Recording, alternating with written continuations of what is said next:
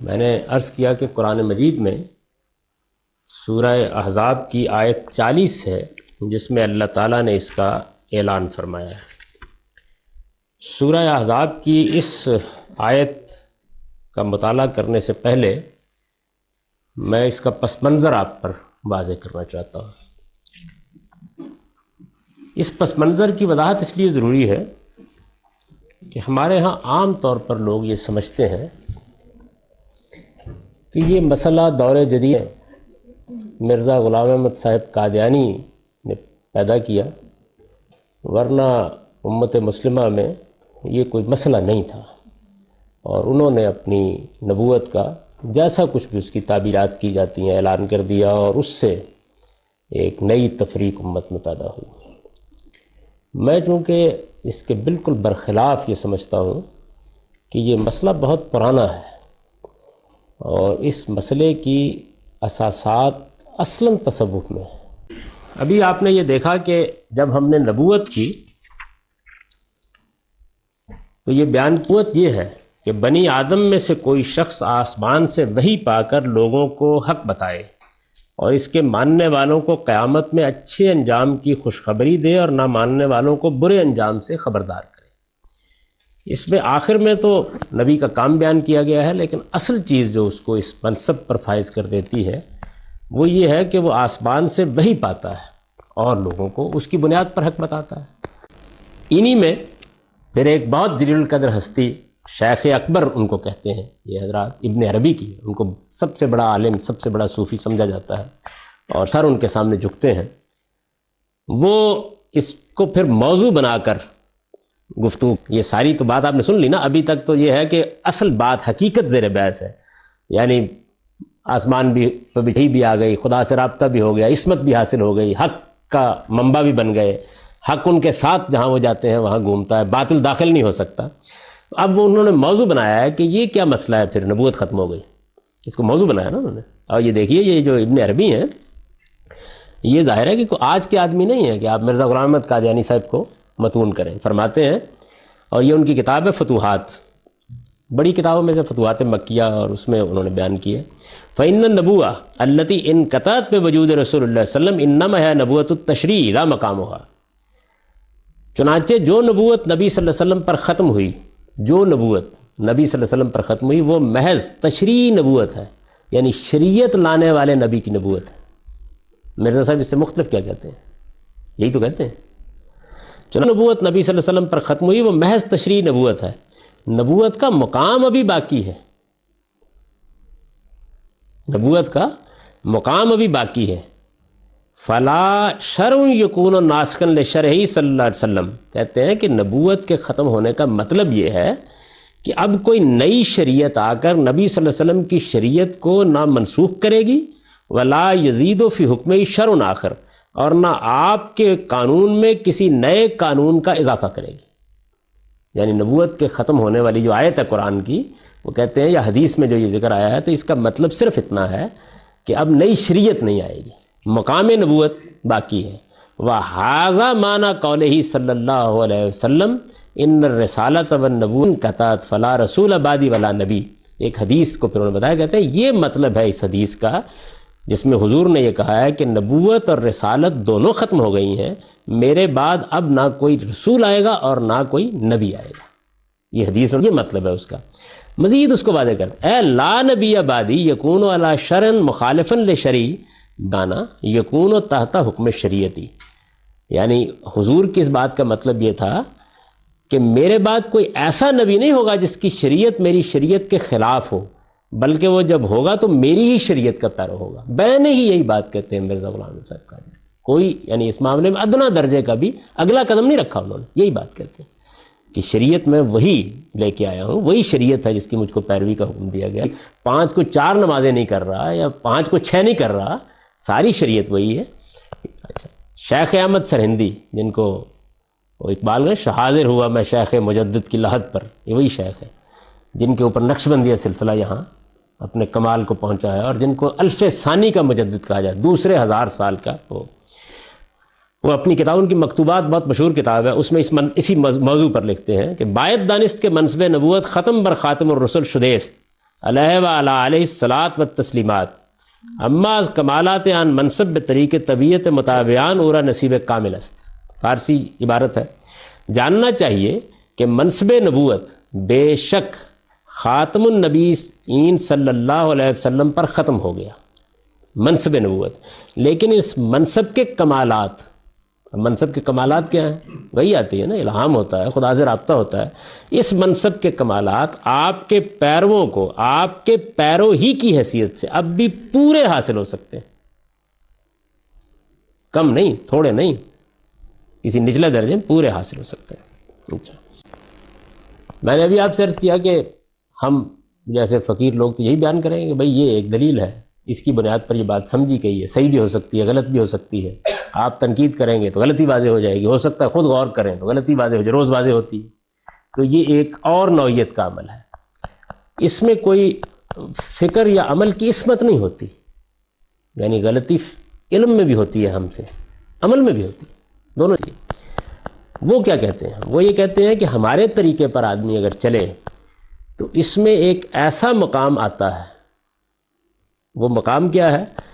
وہ مقام یہ ہے کہ ایسی جگہ پر آدمی پہنچ جاتا ہے کہ فہو وجیہ معصوم صاحب ذوق حکیم. یہ بھی کوئی میں نے آپ سے عرض کیا کہ خانقاہ میں محض بیٹھے ہوئے صوفی کا کلام نہیں ہے. یہ جو عبارت میں آپ کے سامنے رکھ رہا ہوں یہ شاہ ولی اللہ کے خانوادے کے چشم و چراغ شاہ اسماعیل شہید کی کتاب ابقات کا اقتباس ہے. گویا ان کے زمانے تک بہت بڑے آدمی، یہ تقویۃ الایمان کے مصنف بھی ہیں، صراط مستقیم کے مصنف بھی ہیں، منصب امامت کے مصنف بھی ہیں، اور یہ ابقات ان کی خاص تصوف کے فن میں ایک شہپارہ سمجھی جاتی ہے. بائبل ہے ایک طرح سے اس کی، بالکل انہوں نے خلاصہ کر دیا ہے اپنے زمانے تک کے سارے علم کا، اور ایک مشکل کتاب ہے. تو وہ کہتے ہیں کہ یہ جو ہستی ہے ہمارے ہاں، یعنی ہمارے ہاں صوفیہ کو یہ جو چنانچہ یہ ہستی صاحب وجاہت معصوم صاحب ذوق اور صاحب حکمت ہوتی ہے. جب پھر یہ تو ہے نا چند الفاظ ہیں جن کی کچھ بھی توجیہ ہو سکتی ہے. آگے چلیے، اللہ تعالیٰ کیا کرتے ہیں؟ کہتے ہیں کہ چونکہ اب اس جگہ پر اس کو لانا ہے تو اللہ تعالیٰ یہ کرتے ہیں کہ یلقی علیہ علوما نافعۃ فی قیامہ بمنصبہ فہذا الالقاء یسمى تفہیما. پھر اللہ تعالیٰ اس کی تربیت کے پیش نظر اس پر وہ علوم القاء فرماتے ہیں، یعنی اس کو وہ آسمان سے حاصل ہوتے ہیں جو اس کے منصب کی ذمہ داریوں کو پورا کرنے میں اس کے لیے یعنی ایک ذمہ داری ہے نا اس کی، لوگوں کو حق بتانا، تو اس منصب کی ذمہ داریوں کو پورا کرنے کے لیے وہ علوم آسمان سے اس کو ملتے ہیں جو نافع ہوتے ہیں. اس القاء کو تفہیم بھی کہتے ہیں. یہ انہوں نے ایک اصطلاح بنائی ہے کہ اس کو اصل میں مسئلہ کیا ہے؟ مسئلہ یہ ہے کہ القاء کو اگر وہی کہہ دیا جائے یعنی مسئلہ پیدا ہو جائے گا نا، تو انہوں نے اس کا نام رکھا ہے تفہیم. پھر کہتے ہیں پھر اس کی عصمت اور اس کی روح کی بیداری کا ایک تقاضا یہ بھی ہے کہ اس نے جو کچھ غیب سے پایا ہے، آپ فرمائیں گے کہ قرآن کی بات بھی ہو گئی، کچھ اللہ تعالیٰ کی یعنی یہ کوئی عالم بھی کہہ سکتا ہے کہ اللہ نے مجھ پر یہ بات کھولی ہے. اس کا مطلب یہ ہوتا ہے کہ میں نے جدوجہد کی تو مجھ پر یہ بات واضح ہو گئی ہے. اس کے معنی آپ اس معنی میں ہو سکتا ہے کہ اس عبارت کو لیں، وہ اسی گنجائش نہیں چھوڑتے، بتاتے ہیں کہ ہم کس معنی میں کہہ رہے ہیں یہ بات. وہ کہتے ہیں کہ پھر اس کی عصمت، پہلی بات یہ کہ معصوم ہے، غلطی نہیں ہو سکتی. پھر اس کی عصمت اور اس کی روح کی بیداری کا ایک تقاضا یہ بھی ہوتا کہ اللہ یختلط بعلومہ شیء مغایر لما تلقاہ من الغیب، کہ اس نے جو کچھ غیب سے پایا ہے اس میں اس کے سوا کسی دوسری چیز کی آمیزش نہ ہو. یعنی جیسے پیغمبر کی وحی کی قرآن میں آپ دیکھ جاتی ہے، اللہ تعالیٰ کے آئیں بائیں فرشتے مقرر کر دیتے ہیں، یعنی کوئی شیطان در اندازی نہیں کر سکتا. روح الامین اس کو لیتے ہیں. قرآن مجید کی آخری صورتوں میں یہ بہت ذکر آیا ہے. جب قریش نے کہا ہے نا کہ یہ تو الہام ہے، تو اللہ تعالیٰ نے بتایا کہ یہ تو اصل میں لوح محفوظ میں ہوتا ہے، وہاں پہرے لگے ہوئے ہوتے ہیں، وہاں سے فرشتے لے کے آتے ہیں، اور اس زمانے میں شیاطین جن کے لیے اوپر جانے کے دروازے بند کر دیے جاتے ہیں. اگر کوئی اوپر جاتا ہے تو قرآن مجید کے نزول کے زمانے میں اس پر شہاب ثاقب کی بارش ہو رہی ہوتی ہے، اور پھر اس طریقے سے وہ لے کے آتے ہیں. اور جب پیغمبر ان کو پہنچا رہا ہوتا ہے تو اس میں بھی دیکھیں سورہ جن کے آخر میں ہے کہ پھر ہم چاروں طرف پہرا مقرر کر دیتے ہیں، یہ دیکھنے کے لیے کہ بات ٹھیک پہنچ رہی ہے. یعنی یہ غیر معمولی اہتمام جو ہے وہ ہوتا ہے. تو یہ کہتے ہیں کہ بالکل یہی صورت ہمارے ساتھ بھی ہو جاتی ہے. وَلِذَالِكَ كَانَتِ الْحِكْمَةُ كُلُّهَا حَقًّا لَا يَأْتِهِ الْبَاطِلُ مِنْ بَيْنِ يَدَيْهِ وَلَا مِنْ خَلْفِهِ، یہ واضح رہنا چاہیے کہ یہ جو لا یاتی الباطل من بین یدیہ ولا من خلفہ، یہ اپنے بارے میں کہا ہے، یہ قرآن کی آیت کا حصہ ہے۔ وہ کہتے ہیں کہ یہ غیب سے جو کچھ ہم نے پایا ہوتا ہے اس میں کسی چیز کی دوسری چیز کی آمیزش نہ ہو، یہی وجہ ہے کہ اس کی حکمت، یعنی ہمارا وہ جو بزرگ ہے، صوفی ہے، جو اس مقام پر پہنچ جاتا ہے تو اس کی حکمت تمام تر حق ہوتی ہے، جس میں نہ باطل آگے سے کوئی راہ پا سکتا نہ پیچھے سے۔ یہ قرآن نے اپنے بارے میں کہا ہے کہ یہ خدا کی کتاب ہے، اس میں کوئی شیطان نہ آگے سے گھس سکتا نہ پیچھے سے، یعنی یہ بالکل اپنی جگہ پر اسی کو نقل کر دیا۔ اچھا، اب یعنی تفہیم ہے، یہ القاء ہے، یہ الفاظ استعمال ہو رہے ہیں۔ اب وہ کہتے ہیں کہ کیوں نیچے کیوں رہا جائے؟ تو کہتے ہیں کہ یہ تفہیم حکمت کی سب سے اعلیٰ قسم ہے، من اعلیٰ اقسامہا۔ تو کہتے ہیں کیا حرج ہے اگر یہ کہا جائے کہ ان یسمى بالوحی الباطن، ہم اس باطن کیوں نہ کہہ دیں؟ یعنی اب دیکھیے نا کہ وہ وحی کے ساتھ ایک صفت لگا دی انہوں نے تاکہ آدمی زیادہ متوحش نہ ہو، تو نوبت یہاں تک پہنچ گئی، لیکن ابھی نہیں، ابھی آپ دیکھیے مزید آگے کیا صورتحال ہے۔ اچھا، اب یہ مسئلہ پیدا ہو جاتا ہے کہ بھائی ایک طرف محمد الرسول اللہ صلی اللہ علیہ وسلم، ان کا پیش کردہ قرآن، ان کے ارشادات ہیں نا موجود، تو جب یہ شخص جس کا یہ ذکر کر رہے ہیں جو ان کے نزدیک اس مرتبے پر پہنچ، یعنی حکیم صاحب وجاہت، اس جگہ پر پہنچ گیا، جب پہنچ گیا ہے تو پھر اس کے بعد ٹھیک ہے وہ یہ کہے کہ بھئی یہ حق مجھ کو ملا ہے اور اپنے حق کو اپنے بلبوتے پر پیش کرے۔ یعنی محمد الرسول اللہ صلی اللہ علیہ وسلم کے ساتھ مسئلے کی پھر کیا نوعیت؟ ان کو بھی وہی مل گئی آسمان سے، حق مل گیا، انہوں نے پہنچا دیا، آپ کو مل گیا، آپ نے پہنچا دیا، ان سے تعلق کی پھر کیا نوعیت ہے؟ تو وہ اس کو واضح کرتے ہیں کہ معاملہ تو چونکہ یکساں ہو گیا ہے، تو کیا ہے؟ کہتے ہیں کہ یہ جو حکیم اس کا نام رکھا ہے انہوں نے، یعنی اس منصب کا نام، فالحکیم لوجاہت ہی و عصمت انہیں باسطن لحضیرت القدس شانہ شان الملائے العلیٰ یتلقى العلوم من حیث یتلقون لا یقلد احدا فی علومہ اللہم الا ان یسمى موافقتہ لصاحب الشرع تقلیدا لکونہ مامورا من الغیب بموافقتہ و تائیدہ۔ بس اس ہستی کا معاملہ، یعنی یہ جو حکیم ہے، اس ہستی کا معاملہ اس کی وجاہت اور عصمت کی بنا پر، اور اس بنا پر کہ عالم قدس کی تجلیات اسی سے دنیا میں پھیلتی ہیں جب وہ ہوتا ہے دنیا میں، بالکل وہی ہوتا ہے جو آسمان کے فرشتوں کا ہے۔ یعنی آپ نبی کے پاس بھی فرشتہ آتا ہے، بالکل وہی ہوتا ہے جو آسمان کے فرشتوں کا ہے۔ یہ اپنے علوم، یعنی یہ جو ہمارے کہتے ہیں کہ متصوفین ہیں جو حکمت حکیم کے مقام پر پہنچ جاتے ہیں، یہ اپنے علوم وہیں سے حاصل کرتے ہیں جہاں سے وہ حاصل کرتے ہیں۔ وہ سے مراد فرشتے جیسے ملائے اعلیٰ سے پاتے ہیں، یہ بھی وہیں سے پاتے ہیں، اور اس معاملے میں یہ کسی کے مقلد نہیں ہوتے، یعنی یہ پیغمبر کے مقلد نہیں ہوتے، کسی اور کے بھی نہیں ہوتے۔ اچھا ہاں، البتہ صاحبیت نبی کی تائید و موافقت کے لیے، یعنی صاحب شریعت نبی ہے نا رسول اللہ صلی اللہ علیہ وسلم، تو اب یہ بھی حکیم کے منصب پر فائز ہو گئے، ان کو بھی انہوں نے وہیں سے پا لیا جہاں سے فرشتے پاتے ہیں، تو اب صاحب شریعت نبی کی تائید و موافقت کے لیے یہ پابند ہوتے ہیں۔ کیوں؟ اس لیے نہیں کہ قرآن میں یہ بات بیان کی گئی، اس لیے نہیں کہ یہ پیغمبر کے منصب کا تقاضا ہے، اس لیے کیونکہ یہ غیب سے حکم دیا جاتا ہے کہ کرو، یعنی وہ بھی وہیں سے حکم دیا جاتا ہے کہ اپنے زمانے کے نبی کی تائید اور موافقت کرنا۔ اس وجہ سے کوئی شخص اگر اس تائید اور موافقت کو اس نبی کی تقلید کہنا چاہے تو کہہ سکتا ہے، یعنی یہ جو کہتے ہیں محتاج نہیں ہوتے، وہ پا وہیں سے لیتے ہیں۔ اگر کوئی کہنا چاہے یہ کہ وہ نبی کی تقلید کرتے تو وہ بھی اس لیے نہیں کرتے جس لیے آپ کرتے ہیں یا میں کرتا ہوں، اس لیے کرتے ہیں کہ اوپر غیب سے کہا جاتا ہے کہ نظم قائم رکھنے کے لیے یہ تقلید تائید ہوتی رہنی چاہیے، یعنی اس کے اندر کھڑے ہو کر بات کرو۔ آپ دیکھیں گے مرزا غلام احمد صاحب قادیانی جو بروزی نبی، ذلی نبی، تابع نبی، وہ اصطلاحات استعمال کرتے ہیں نا، تو یہ کیسے آہستہ آہستہ ڈیولپ ہوتی ہے ہمارے ہاں، تو یہ کرتے ہیں۔ اچھا، اب یہ سوال پیدا ہوتا ہے کہ اس طرح کی ہستی جو آ گئی دنیا میں، شاہ ولی اللہ آ گئے مثال کے طور پر، موجود ہے تو پھر کیا کیا جائے؟ یعنی مطلب یہ ہے کہ اگر وہ مثلاً کہیں کہ قرآن کی اس آیت کا مطلب کیا ہے، یہ ہے، یعنی ایسے ہی بیٹھ کے درس و تدریس کی ذمہ داری انجام دے رہے ہوں یا کوئی کتاب لکھ رہے ہوں، یہ کہیں گے یہ مدعا ہے دین کا، تو آپ کیا کہیں گے؟ یعنی کہہ سکتے ہیں ان کو کہ آپ کی بات غلط ہو سکتی ہے؟ نہیں، کیا عام حالات میں تو کہتے ہیں نا، وہ کہتے ہیں وَإِنَّ الْحَقَّ يَدُورُ مَعَهُ حَيْثُ دَارَ، اور حق جہاں یہ ہستی گھومتی ہے اس کے ساتھ ہی گھومتا رہتا ہے. یعنی اگر وہ یہ موقف اختیار کرے گی تو وہی حق ہوگا، اور اس موقف کے ساتھ یہ موقف اختیار کرے گی تو وہی حق ہوگا، حق وہ ہوگا. کیوں؟ وَذَلِكَ لِعِصْمَتِهِ، یعنی یہ کہتے ہیں یہ اس وجہ سے ہوگا کہ یہ ہستی جو ہوتی ہے اس سے غلطی کا صدور نہیں ہو سکتا. اچھا، وَإِلْتِحَاقِ مَلَائِكَ الْأَعْلَىٰ، اور اوپر سے رابطہ ہوتا ہے اس کا، تو غلطی تو نہیں ہو سکتی نا پھر اس کا. اگر رابطہ میرا اور آپ کا بھی ہو جائے تو کوئی امکان نہیں، تحقیق کریں گے، پوچھ لیں گے کہ جی کیا معاملہ ہے.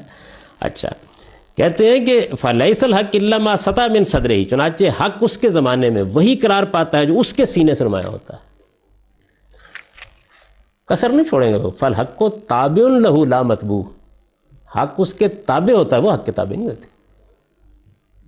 یعنی یہ پیغمبر کا درجہ ہے نا. اگر آپ میں اس جگہ یہ رکھ دوں ساری بات کہ پیغمبر وہ ہستی ہے جو خدا سے الہام پاتی ہے، اس کی بات کو چیلنج نہیں کیا جا سکتا، اس کو عصمت حاصل ہوتی ہے، خدا کرتا ہے، کہہ سکتا ہوں نا. حق وہی ہوتا ہے، جیسے ہم نے اس کتاب کی ابتدا کی یہاں سے کہ دین کی تنہا حجت محمد الرسول اللہ ہے. اب قیامت تک حق وہی ہے جس کو وہ حق قرار دے، یہی مقام ہے نا پیغمبر کا. تو یہ آپ نے سن لیا. اچھا، اب اس کے بعد یہ دیکھیے کہ ظاہر ہے کہ جس طرح نبی کے امتی ہیں، نبی کو ماننے والے ہیں، تو جو شیخ ہوگا یا حکیم یا اس منصب کا جو صوفی ہے، تو اس کے ساتھ بھی تو ارادت رکھنے والے مرید ہوں گے. تو مریدوں کے لیے شیخ کی حیثیت کیا ہے؟ اس کو ایک اور جلیل القدر صوفی ہیں، یہ محمد بن شہاب سہروردیہ سلسلہ کے بانی ہیں. ان کی کتاب عوارف المعارف ہے، اور یہ بغداد میں صوفیہ کے شیخ تھے اپنے زمانے میں. آپ 632 میں ان کی وفات ہوئی ہے، 632 ہجری میں، یعنی قدیم لوگوں میں سے. تو یہ اپنی کتاب عوارف المعارف میں، یہ تصوف کی بڑی کتابوں میں سے لکھتے ہیں کہ فالشیخ للمریدین امین الالہام کما ان جبریل امین الوحی، شیخ اپنے مریدوں کے لیے اسی طرح الہام کا امین ہوتا ہے جس طرح جبریل امین وحی ہے. یہ زیادہ بہتر آدمی ہے، یعنی کوئی زیادہ توضیح کی. اچھا، اب فکما لا یخون جبریل فی الوحی لا یخون الشیخ فی الالہام، پھر جس طرح جبریل وحی میں خیانت نہیں کرتا، جو ملتی ہے اوپر سے تو ٹھیک لا کے دے دیتا ہے نا. جبریل امین وحی میں قرآن نے بیان کیا ہے متعین سما امین، جبریل امین کی یہ صفت بیان کی ہے قرآن نے کہ وہاں ان کو بڑا درجہ حاصل ہے، اور وہ جب وحی لاتے ہیں تو اس میں ادنا درجے کی خیانت نہیں کرتے، پوری کرا دیتے ہیں اس کو. تو یہ کہتے ہیں کہ آپ حیران ہو رہے ہوں گے، رسالت کا منصب بہت ادھر رہ گیا ہے، یعنی بات بہت اوپر چلی گئی ہے. لا یخون جبریل فی الوحی کما فیکون جبریل فی الوحی لا یخون الشیخ فی الالہام، جس طرح جبریل وحی میں کوئی خیانت نہیں کرتے اسی طرح شیخ الہام میں خیانت نہیں کرتے. وکما، ذرا دل تھام کے سنیے، وکما ان رسول اللہ صلی اللہ علیہ وسلم لا ینطق عن الہوا، قرآن میں حضور کے بارے میں سورہ نجم میں کہا گیا نا لا ینطق عن الہوا، اپنی خواہش نفس سے نہیں بولتے. یہ قرآن وہی ہے، ان ہوا الا وحی یوحی.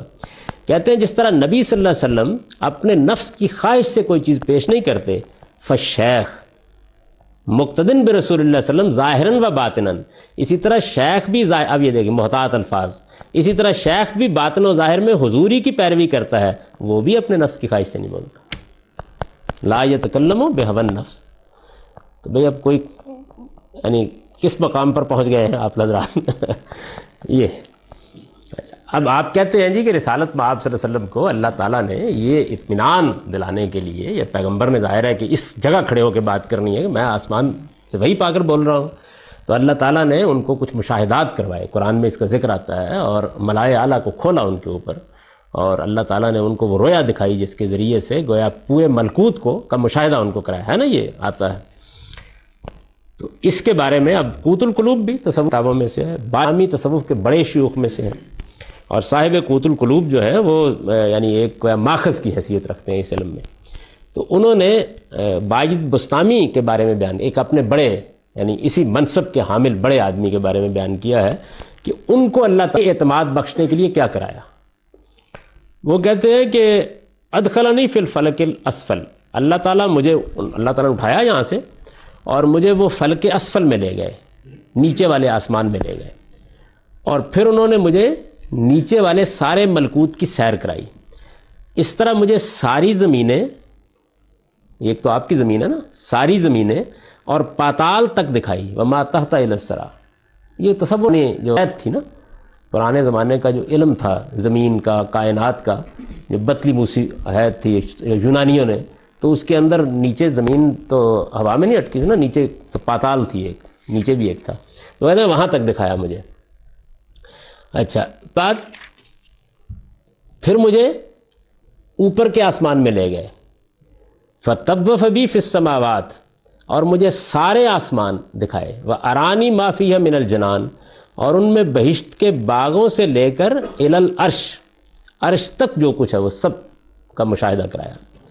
ثم اوقفنی بین یدی، اس کے بعد مجھے اپنے سامنے کھڑا کیا اللہ تعالیٰ نے، فقال لی، اور اس آخری مقام پر کھڑا کر کے کہا کہ مانگو جو کچھ مانگتے ہو، اور مانگو جو کچھ مانگتے ہو کی حد کیا ہے؟ رأیت حتی اہبہ لک، جو کچھ تم نے دیکھا ہے سیر کرانے میں، اس میں سے جو لینا لے لو۔ یعنی خدا کا شکر ہے کہ ہم بچ گئے اس میں نہیں دیا ہوگا اللہ تعالیٰ نے۔ تو یہ جناب، یعنی آپ اب دیکھیے کہ نبوت کیا چیز ہے۔ ابن عربی اسی مقام کی وضاحت کرتے ہوئے فتوحات مکیہ میں کہتے ہیں کہ وَهُم مِّنَ الْعِلْمِ بِحَیث اذا رأى احدهم اسرا بطات شخص علم انها بطات سعید و شقی، ان کے علم کی شان پر پہنچنے کے بعد یہ ہوتی ہے کہ ان میں سے کوئی اگر کسی شخص کا نقش قدم بھی دیکھ لے، غالب نے تو کہی دی، کہہ دیتی ہے شوخی نقش پا کی، ابھی اس راہ سے کوئی گیا ہے، تو وہ تو یہ کوئی گیا ہے، وہ کہتے ہیں کہ آپ گزر جائیں اور آپ کے نقش قدم کو دیکھ لیں۔ وہ ہمارے جو شیخ ہیں تو کیا ہوتا ہے، نقش قدم بھی دیکھ لیں تو نقش قدم کو دیکھ کر اسے معلوم ہو جاتا ہے کہ جہنمی ہے یہ مقام ہے۔ تو یہ مقام ایسا لگتا ہے جیسے یہ اللہ کا کوئی فرینڈ ہے، نبوت سے آگے چلا گیا، خدا کے ساتھ۔ میں وہی تو عرض کر رہا ہوں کہ مسئلہ تو جو ہے نا نبوت سے شروع ہوا تھا، آپ دیکھیں پہنچا ہے۔ اچھا جناب آگے دیکھیے،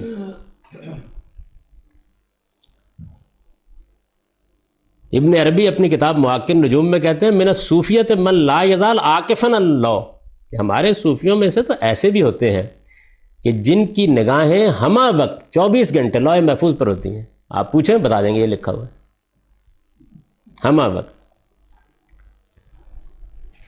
استغفرک ربی واتوب الیہ۔ شاہ ولی اللہ دہلوی جو ہے انہوں نے اپنی کتاب فیوز الحرمین میں اپنے مقامات بیان کیے۔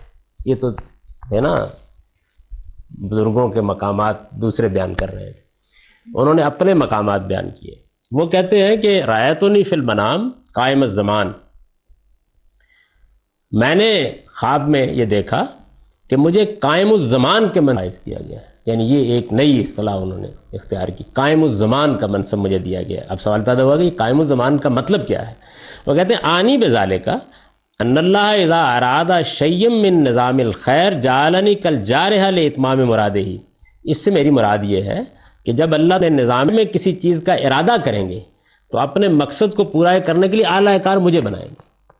یعنی اگر مثال کے طور پر انیس صاحب کو لڑکا دینا ہے تو یہ کام اللہ تعالیٰ براہ راست نہیں کریں گے، شاہ ولی اللہ سے کہیں گے نہیں، میں مطلب میں کو مذاق نہیں کر رہا ہوں، کیا انہوں نے اپنے نظام خیر میں کسی چیز کا آپ کا مطلب میں انیسہ سے مذاق کر رہا ہوں۔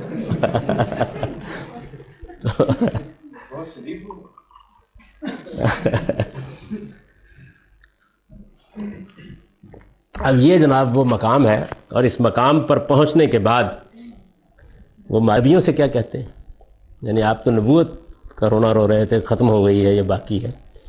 اس ایک بہت جلیل القدر امام العصر ان کو کہتے تھے، عبد القادر، فتوحات مکیہ میں شیخ ابن عربی نے ان کا یہ قول نقل کیا ہے۔ وہ کہتے ہیں معاشر الانبیاء اوتیتم اللقب و اوتینا ما لم توتو، نبی ہو تمہیں صرف نبی کا لقب دیا گیا ہے، جو کچھ ہمیں دیا گیا تم اس سے محروم ہی رہے ہو۔ وہ خاتمہ کلام اس باب میں یہ ہے، یہ تصوف کا نقطہ نظر ہے اس معاملے میں۔ اتنے بڑے بڑے لوگوں نے اس کا مطلب سارا جھوٹ کا پرندہ ہی بولتے رہے، کیا ان کو شیطان نے کہا تھا؟ یہ آپ کو کیسے پتہ چلا؟ ہو سکتا ہے سچ ہو.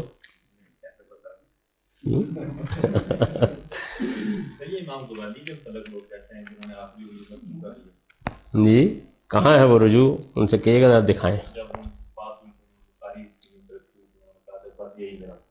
مذہب تو ان کا یقیناً یہی ہوگا.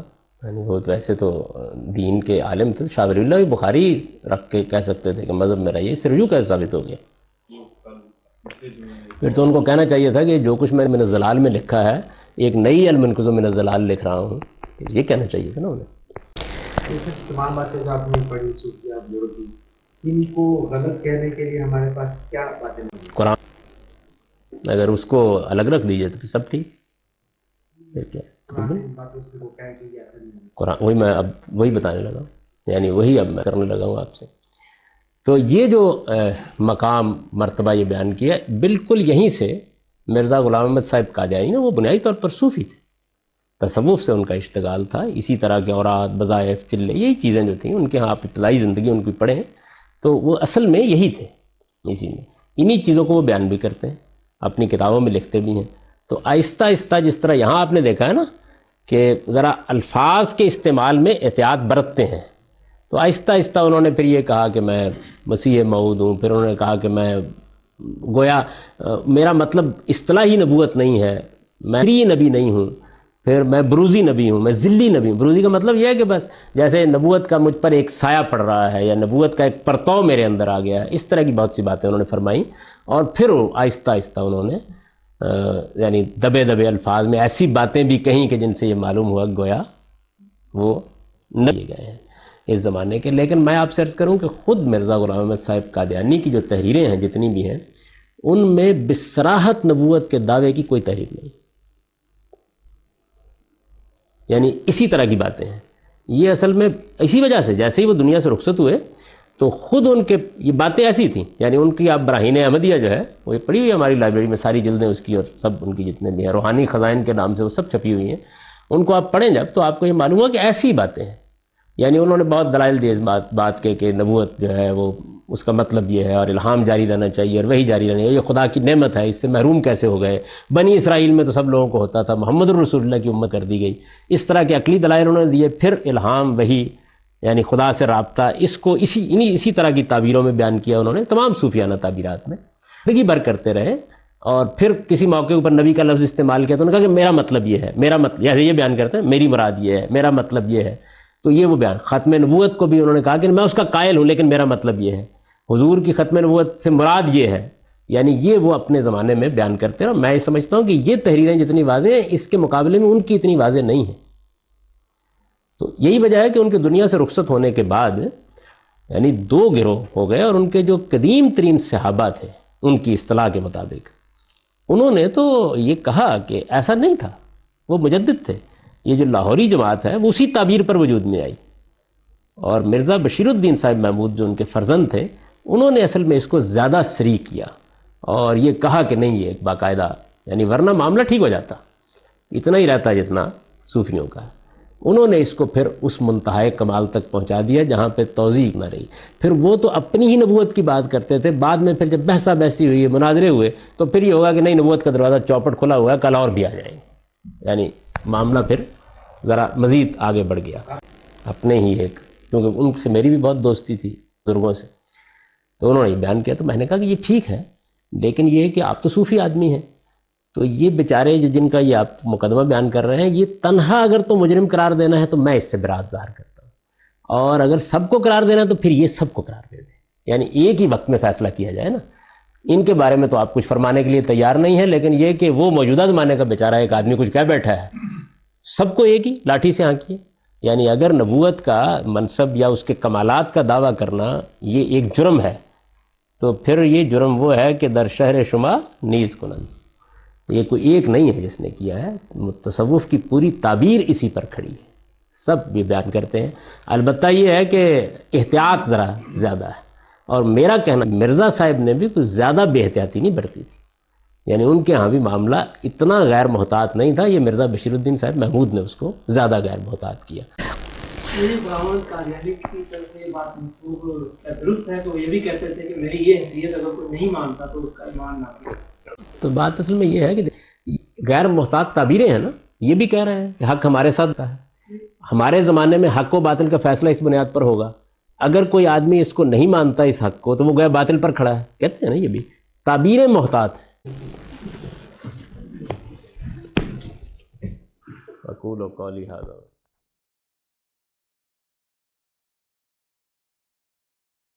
صوفیہ کے ہاں ایک طرف تو یہ نبوت یعنی الہام، وحی، اللہ تعالیٰ کے ساتھ مکالمہ، اس کا مسئلہ ہے، ان کے ہاں ایک اور مسئلہ بھی اسی نوعیت سے پیدا ہوتا ہے، اور وہ مسئلہ بالآخر اسی مقام پر پہنچ جاتا ہے۔ وہ کس طریقے سے پہنچتا ہے اس کو تھوڑا سا ذہن میں رکھ لیجئے، اس لیے کہ خود مرزا غلام احمد صاحب قادیانی نے بھی اس دوسرے پہلو سے اپنے دعوے کو مؤکد کیا ہے۔ وہ دوسرا پہلو وحدت الوجود کے فلسفے کا ہے، یعنی ہمارے ہاں اکابر صوفیہ، ان کی ایک بڑی تعداد وحدت الوجود کو دین کی صحیح ترین تعبیر سمجھتی ہے۔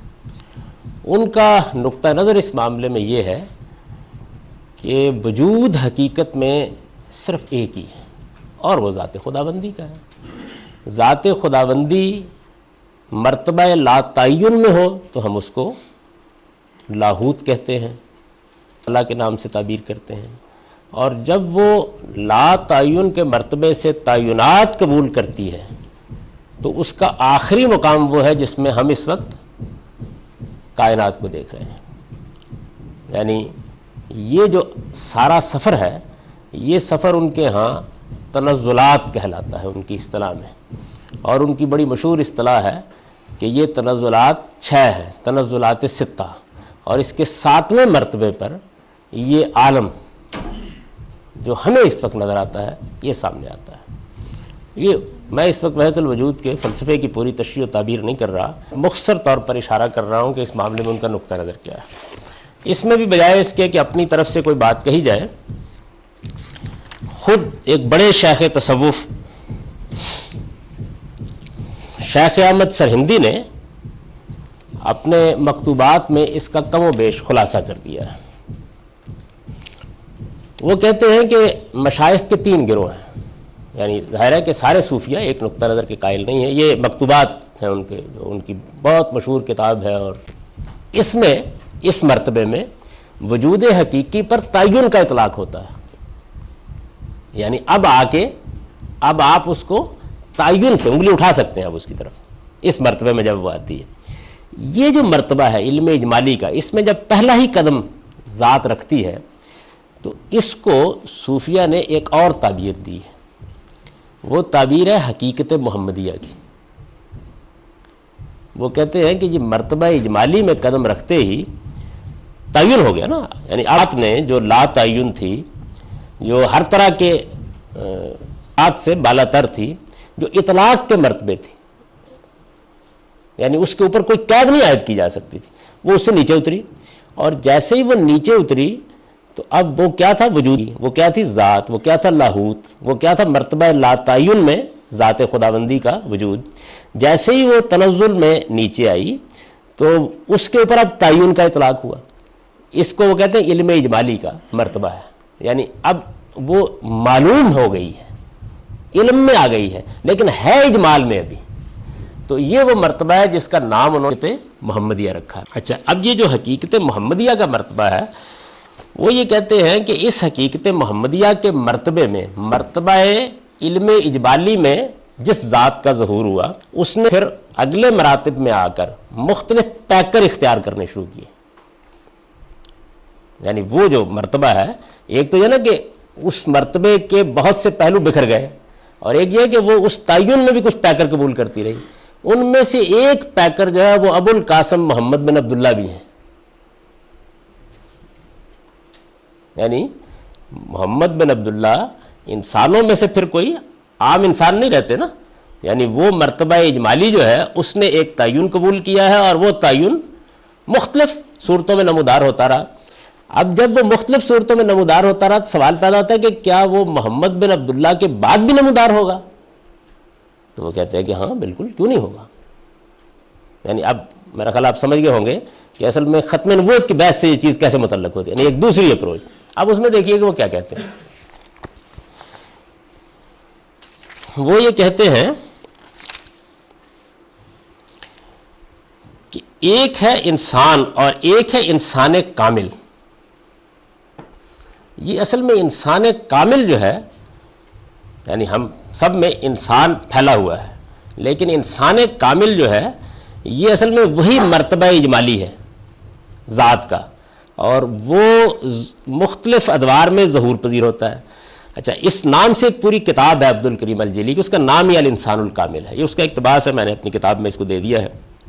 یہ 832 میں دنیا سے رخصت ہوئے ہیں، بغداد میں پیدا ہوئے تھے، اور الانسان الکامل فی معرفت الارض والاوائل ان کی بڑی مشہور کتاب ہے، اور صوفیہ میں بڑا غیر معمولی مقام ہے ان کا. یہ کہتے ہیں کہ ان الانسان الکامل هو القطب الذی تدور علیہ افلاک الوجود. یعنی ظاہر ہے کہ وہ جو تنزل ہوتا ہے تو اس تنزل کا بھی کوئی نقطہ ارتکاز ہونا چاہیے نا، تو وہ انسان کامل ہے. یہ انسان کامل اصل میں ایک قطب ہے، مدار ہے، جس کے اوپر وجود کے سارے افلاک گردش کرتے رہتے ہیں، من اول ہی الی آخر ہی. یعنی اسی کے اوپر گویا سارا عالم. اسی سے آپ کی سمجھ میں وہ روایت بھی آ جائے گی، لولاک لما خلقت لکم. اگر حضور کے بارے میں کہا جاتا ہے نا کہ ایک موضوع روایت ہے، لیکن وہ بیان کی جاتی ہے کہ اگر آپ نہ ہوتے تو یہ عالم نہ ہوتا. تو اس کی بھی اصل میں ایک خاص پس منظر میں وجود پذیری ہوئی ہے. اچھا، وہ یہ کہ وہ ہوا واحد، یعنی اس میں تعدد نہیں آیا. یہ جو ہے نا ارتکاز کا نقطہ، اس میں کوئی تعدد نہیں آیا، یہ ایک ہی ہے. منذ کان الوجود، یعنی جب سے وجود ہے یہ ایک ہی ہے. پھر کہتے ہیں ثم لہ تنوع فی ملابس و یظہر فی کنائس فیسمى بہ بے اعتبار لباس و لا یسمى بہ بے اعتبار لباس آخر. یعنی پھر یہ اس کے بعد کیا کرتا ہے، گوناہ گون صورتیں اختیار کرتا ہے، لباس پہنتا ہے. یہ جو قطب ہے یا انسان کامل ہے، اور پھر یہ عبادت گاہوں میں بھی ظاہر ہوتا ہے، یہ گوناہ گون صورتوں میں آتا ہے. اس کی ایک صورت وہ ہے فاسمہ الاصلی الذی لہ محمد، جو ایک صورت ہے اس کی وہ جس میں ہم اس کو محمد کے نام سے پہچانتے ہیں. وہ کنیت ابو القاسم، اور جن کی کنیت ابو القاسم تھی، جانتے ہیں نا آپ رسول اللہ علیہ وسلم کی کنیت یہی ہے. وصفہ عبداللہ، اور جن کا نام ہے، اور لقبہ شمس الدین، یہ انہوں نے بتایا ہے، یعنی ابھی تو نہیں معلوم تھا. اچھا، پھر کہتے ہیں کہ یہ جو شخصیت ہے، ظاہر ہے کہ یہ مختلف لباس پہنتی رہتی ہے، اور وہ لہو فی کل زمان اسم ما یلیق بلباسہ فی ذالک الزمان. ہر زمانے میں اس کا ایک نیا نام رکھا جاتا ہے، وہ اس زمانے کے لحاظ سے موزوں ہوتا ہے. اچھا، اب ان کے شیخ ہیں شرف الدین اسماعیل الجبرتی. وہ یہ کہتے ہیں کہ وہ ہوا فی صورت شیخی شرف الدین اسماعیل الجبرتی، کہ میرے زمانے میں یہ میرے شیخ شرف الدین اسماعیل جبرتی کی صورت میں ظاہر ہوئی. وہی حقیقت محمدیہ، یعنی جس کا نام 571 میں محمد اور جس کی کنیت ابو القاسم تھی، میرے زمانے میں، اپنے زمانے کا ذکر کر رہے ہیں کہ میرے شیخ کی صورت میں ظاہر ہو گئی. اب سنیے، وَكُنْتُ أَعْلَمُ أَنَّهُ النَّبِي صلی اللہ علیہ وسلم، میں جانتا ہوں کہ وہ نبی صلی اللہ علیہ وسلم ہے. وَكُنْتُ أَعْلَمُ أَنَّهُ شیخ، میں یہ بھی جانتا ہوں میرے شیخ. یعنی ایک زاویہ یہ ہے اس صورتحال کا، کو بھی ذہن میں رکھ لیجئے. تو ایک پس منظر تو وہ ہوا کہ جس میں ہمارے متصوفین یہ کہتے ہیں کہ الہام کا دروازہ کھلا ہوا ہے، اللہ تعالیٰ کے ساتھ مکالمہ ہو سکتا ہے، اور نبوت کے سب کمالات حاصل ہو جاتے ہیں. اور اس میں میں نے عرض کیا تھا کہ جہاں تک ابن عربی کا تعلق ہے، انہوں نے تو فتوحات میں یہ بات بھی کہہ دی کہ نبوت جو حضور کے وجود سے ختم ہوئی ہے وہ شریعت ختم ہو گئی ہے. باقی جہاں تک نبوت کا تعلق ہے نبی کی حیثیت سے، وہ چیز اب بھی باقی ہے. اس کو انہوں نے بیان کر دیا تھا. چنانچہ ہمارے موجودہ زمانے میں بھی جو تصوف سے متاثر جلیل القدر علماء ہیں، ان میں سے مثال کے طور پر مولانا محمد قاسم نانوتوی جو دیوبند کے بانی ہیں، ان کی بڑی مشہور کتاب ہے تحذیر الناس. اس سارا علم کلام بیان ہوا ہے، اور یہ ساری بحث میں نے آپ کے سامنے اس کا خلاصہ رکھا ہے، یہ بھی آئی ہے، اور ختم نبوت کے مسائل بھی آئے ہیں. یہ ظاہر ہے کہ ایک ایسی تحریر اندر گویا یہ ساری کی ساری چیز سمٹ آئی ہے. اس کی کچھ چیزیں میں آپ کے سامنے پیش کرتا، لیکن وہ زبان ایسی ہے کہ وہ بس ہم جیسے طالب علموں کی سمجھ میں آ سکتی ہے. اس کی بڑی شرح و وضاحت کرنی پڑتی، تاہم اس میں انہوں نے مقدمہ بیان کیا ہے۔ یہ جو سارا پس منظر ہے، اس میں اب مرزا غلام احمد صاحب قادیانی دیکھیے کہ کہاں سے اپنی بات شروع کرتے ہیں۔